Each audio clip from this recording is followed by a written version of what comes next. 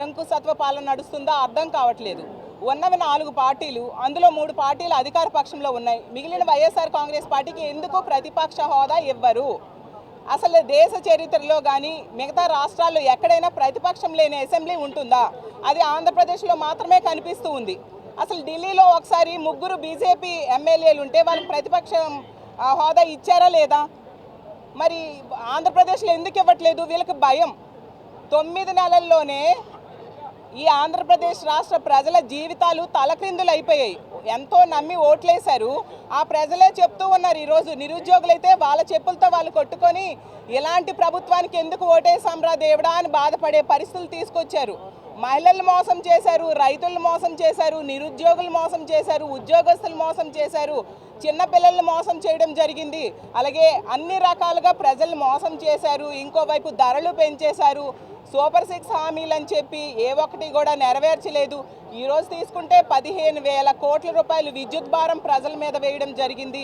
Registration charges భారం పెంచేయడం జరిగింది. నిత్యావసర సరుకుల ధరలు అయితే 60% పెంచడం ఈ కూటమి ప్రభుత్వం అధికారంలోకి వచ్చాక జరిగింది. ఇన్ని రకాలుగా ప్రజల మీద భారం మోపారు. ఇన్ని సమస్యలు ఉన్నాయి ఈ రాష్ట్రంలో. వీటన్నిటి మీద కూడా ప్రతిపక్షంగా మా పార్టీ ప్రశ్నిస్తుందని భయపడి వీళ్ళు ప్రతిపక్ష హోదా వైఎస్ఆర్ కాంగ్రెస్ పార్టీకి అసెంబ్లీలో ఇవ్వట్లేదు. అలాగే మేము కోర్టులో వేసాం, పిటిషన్ వేయడం జరిగింది. న్యాయంగా 40% ఓట్ షేర్ ఉన్న మా పార్టీకి ప్రతిపక్ష హోదా ఇవ్వాలి అని చెప్పి. దానికి కనీసం కౌంటర్ కూడా దాఖలు చేయట్లేదు స్పీకర్ గారు. అంటే ఎంత అన్యాయంగా వ్యవహరిస్తున్నారో అర్థం చేసుకోవచ్చు. కాబట్టి ఖచ్చితంగా ప్రతిపక్ష హోదా మా పార్టీకి రావాలి. ఈరోజు ఈ కూటమి ప్రభుత్వం కేంద్రంతో ఎలియన్స్లో ఉందా లేదా? ఎలియన్స్లో ఉండేటప్పుడు ప్రత్యేక హోదా కోసం ఎందుకు అడగట్లేదు? ఈ కూటమి ఉన్న ఎంపీల మీద కేంద్ర ప్రభుత్వం ఆధారపడి ఉంది. కేంద్ర ప్రభుత్వం వీళ్ళు సపోర్ట్ తీసేస్తే పడిపోతుంది. అలాంటప్పుడు ప్రత్యేక హోదా కోసం డిమాండ్ చేయాలా లేదా? అలాగే పోలవరం ఎత్తును ఎందుకు తగ్గించారు వీళ్ళు? ఎందుకు వీళ్ళు కాంప్రమైజ్ అయిపోతూ ఉన్నారు? అలాగే రాష్ట్రానికి కావాల్సిన హక్కులు ఏమైనా వీళ్ళు అడుగుతున్నారా? వీటన్నిటి మీద కూడా ప్రతిపక్ష పార్టీగా వైఎస్ఆర్ కాంగ్రెస్ పార్టీ అసెంబ్లీలో అడుగుతుందని భయపడి ఈరోజు మీరు ప్రతిపక్ష హోదా మా పార్టీకి ఇవ్వట్లేదు.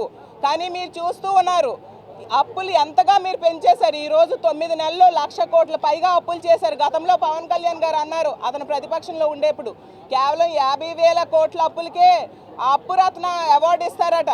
మరి ఇప్పుడు అధికారంలో ఉండి వాళ్ళు 9 నెలల్లో 1,00,000 కోట్ల పైగా అప్పులు చేశారు. మరి చంద్రబాబు నాయుడు గారికి కూడా అప్పురత్న అవార్డు ఇవ్వాలి కదా. అలాగే అన్ని రకాలుగా ప్రజల్ని నిట్టనిలువుగా మోసం చేశారు. మహిళలకి రక్షణ లేదు, చిన్నారులకి రక్షణ లేదు, డిఎస్సి అని చెప్పారు, ఒక్క ఉద్యోగం కూడా తీయని పరిస్థితి. గతంలో జగన్మోహన్ రెడ్డి గారు అన్ని పథకాలు ప్రవేశపెడితే అవి ఏవి కూడా అమలు చేయకుండా ఈరోజు కొత్త పథకాలు చేస్తామని చెప్పి అవి కూడా ఇవ్వకుండా నిట్టనిలువుగా మోసం చేశారు. కాబట్టి వీటన్నిటి మీద ప్రశ్నిస్తామని భయపడి ఈ విధంగా చేస్తూ ఉన్నారు. ఖచ్చితంగా వైఎస్ఆర్ కాంగ్రెస్ పార్టీకి ప్రతిపక్ష హోదా ఇవ్వాలి, అది న్యాయబద్ధంగా ఇవ్వాల్సిన అవసరం ఉందని తెలియజేస్తూ ఖచ్చితంగా ప్రతిపక్ష హోదా ఇచ్చేంత వరకు మేము పోరాటం చేస్తాం. అలాగే కౌన్సిల్లో కూడా ఈ సమస్యలన్నిటి మీద కూడా ప్రజల తరపున మేము పోరాటం చేస్తాం. మా ప్రతిపక్ష పార్టీ గొంతు నొక్కి ప్రజల గొంతు నొక్కాలని చూస్తూ ఉన్నారు. కానీ ప్రజల తరపున మా పార్టీ ఎప్పుడు పోరాటం చేస్తుందని తెలియజేస్తూ సెలవు తీసుకుంటున్నాను. ఒక్క నిమిషం.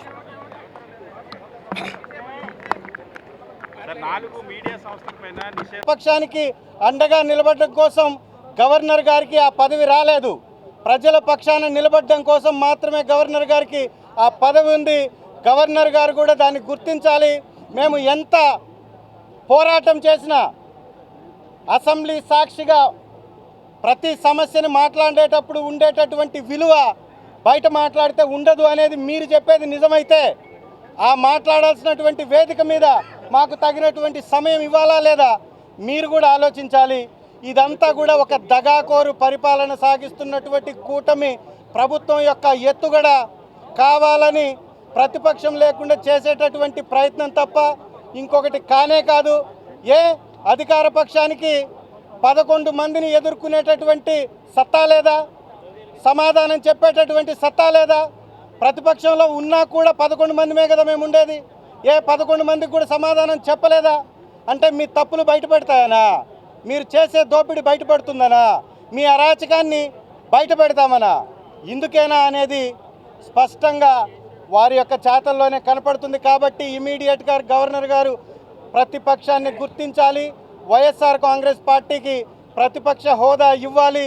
ఇస్తేనే గౌరవ మాజీ ముఖ్యమంత్రి గారికి ప్రతి విషయం మీద మాట్లాడేటటువంటి తగిన సమయం దొరుకుతుంది. కాబట్టి అధికార పక్షం యొక్క తప్పుల్ని ఎత్తి చూపగలుగుతాం. కాబట్టి ఖచ్చితంగా ప్రతిపక్ష హోదా ఇవ్వాలని వైఎస్ఆర్ కాంగ్రెస్ పార్టీ డిమాండ్ చేస్తుంది. అప్పుడు అసెంబ్లీకి మీరు రాకుండా అసెంబ్లీలో మాట్లాడవట్లేదు అనేది ఎంతవరకు వాదన కరెక్ట్ ఉంది? మీరు అసెంబ్లీకి వచ్చారా ఇప్పటి వరకు? రాకుండా ఎలా అధికారం? మీరు బహుశా ఫాలో అవ్వట్లేదు. 2 సార్లు అసెంబ్లీకి వచ్చాం, 2 సార్లు గవర్నర్ గారిని మేము రిక్వెస్ట్ చేశాం. వారు కనీసం స్పందించాలా లేదా? కోర్టులో వేసిన దాని మీద స్పీకర్ గారు స్పందించి వారి వివరణ ఇవ్వాలా లేదా? ఇదే ప్రశ్న వారిని మీరు ఎందుకు అడగట్లేదు? ఇదే ప్రశ్న ఎందుకు వేయట్లేదు? ప్రజాస్వామ్యంలో ప్రతిపక్షం ఉండాలా లేదా? మీరు చెప్పండి. వాళ్ళ మీరు అంటున్నారు 41% ఓటింగ్ ఇచ్చారు ప్రజలు. ఇది ప్రతిపక్షానికి అర్హత కాదా?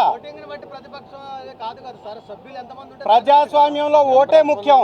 మీకు ఓటు తెలియకుండా, ఓటు విలువ తెలియకుండా 6%, 7% వచ్చినటువంటి వ్యక్తుల్ని మీ పక్కన కూర్చొని పెట్టి, డిప్యూటీ చీఫ్ మినిస్టర్లుగా కూర్చొని పెట్టి ప్రజాస్వామ్యాన్ని కూనీ చేస్తూ పిఎస్సి చైర్మన్ పద్దుల శాఖను కూడా అధికార పక్షం తీసుకొని అనుభవిస్తుందంటే ఇంతకు మించినటువంటి దగా ఉందా? ఇంతకు మించినటువంటి దుర్మార్గం ఉందా? ఎప్పుడైనా అధికార పక్షం పిఎస్సి చైర్మన్ తీసుకుందా? చరిత్ర ఉందా? పక్కనున్నటువంటి రాష్ట్రాలలో కూడా, దేశాలలో కూడా పిఎస్సి చైర్మన్ ప్రతిపక్షానికే ఇస్తారు కదా. మరి ఇక్కడ ఎందుకు గుంజేసుకున్నారు? ఉన్నారా ప్రతిపక్షం? ఇంకొక పార్టీ ఉందా? శాసనసభలో ఇంకొక పార్టీయే ప్రతిపక్షంలో లేనప్పుడు, ఉన్నటువంటి పార్టీలన్నీ అధికార పక్షంలోనే ఉన్నప్పుడు ప్రతిపక్షం ఎవరు? మరి ఎవరిని మీరు గుర్తిస్తారు ప్రతిపక్షంగా? కాబట్టి ప్రజాస్వామ్యవాదులందరూ కూడా దీని మీద తిరగబడాలి, ప్రభుత్వాన్ని నిలదీయాలి. అందరికీ నమస్కారం. అసలు ఈ రాష్ట్రంలో పరాకాష్టే 5 ముఖ్యమైనటువంటి రాష్ట్రంలో ఉన్నటువంటి ఛానళ్ళని 4 పూర్తిగా మెయిన్ స్ట్రీమ్ మీడియాలో అగ్రభాగాన ఉన్నటువంటి ఛానల్స్ అయినటువంటి TV9ని, NTVని, సాక్షిని, 10 టీవీని కూడా నిషేధించింది. దీనికి కారణం ఏంటి? ప్రతిపక్షంలో గొంతు వినిపించకుండా ప్రతిపక్షాన్ని అసెంబ్లీ నుంచి దూరం చేయడం, ప్రజలకి వీళ్ళు చేసే తప్పుల నుంచి పక్కదారి పట్టించడానికి మీడియా వ్యవస్థల్ని కూడా పక్కకు నెట్టేయడం. ఈ దేశ చరిత్రలో ఎప్పుడైనా నోటీస్ కూడా ఇవ్వకుండా 4 ఛానల్ని బహిష్కరించినటువంటి శాసనసభ ఉందా ఏదన్నా? ఒకే ఒక్క